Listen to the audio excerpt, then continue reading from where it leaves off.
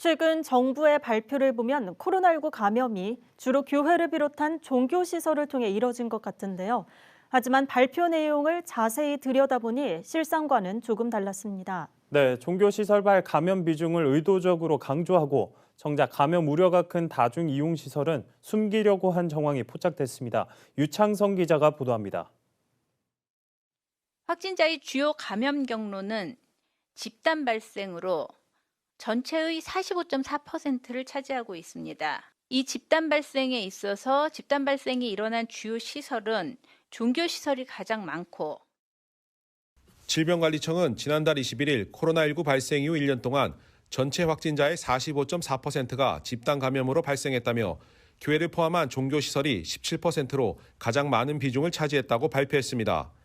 대한민국 정책브리핑 사이트에서도 해당 보도자료 제목을 종교시설에서 가장 많은 감염자가 발생했다는 식으로 잡았습니다. 하지만 17%라는 비중은 집단 감염에서 차지하는 것으로 확진자 전체로 환산하면 종교시설 감염은 7.7%로 줄어듭니다.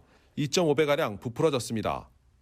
반면 집단 감염 우려가 큰 다중이용시설은 따로 통계를 내지 않았습니다.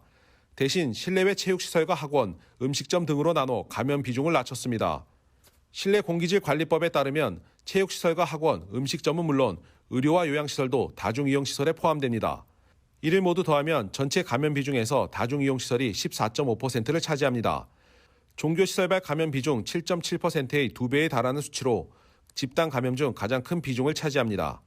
정부가 종교시설을 타깃으로 삼았다는 의혹을 피하기 어려운 이유입니다. 질병관리청의 이 같은 왜곡은 교회를 포함한 종교시설에 부정적 인식을 갖게 했습니다.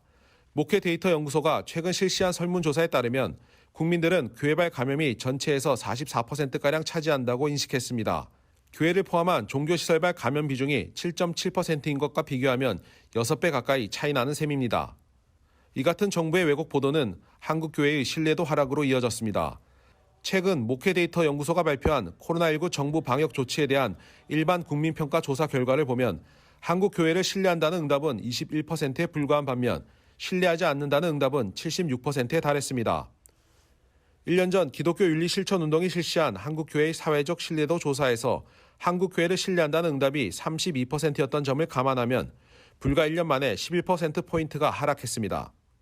연구소 관계자는 신뢰한다는 응답을 개신교인과 비개신교인으로 나눠보면 개신교인 중 신뢰한다는 비율은 70%였으나 비개신교인은 9%로 극명한 차이를 보였다며 한국교회의 신뢰가 갈수록 떨어지고 있다고 말했습니다. 구티비 뉴스 유창선입니다.